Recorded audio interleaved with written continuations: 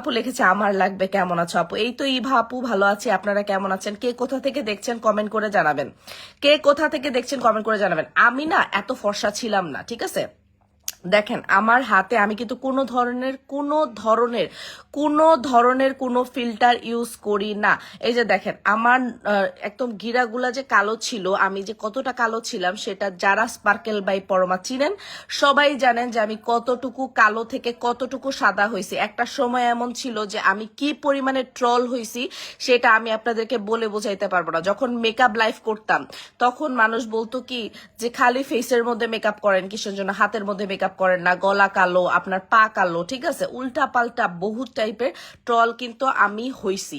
so আমি জানি যে মানুষ যখন কালো হয় বা স্কিন টোন যখন কালো থাকে বা ফেসটা একটু ফর্সা হয়ে যায় নাইট ক্রিম ইউজ করে এবং হাত পা যখন কালো লাগে তখন 100%, ধরেন 100 কেন 1000% আপনাকে দেখে বুঝতে মানুষ বাধ্য যে আপনি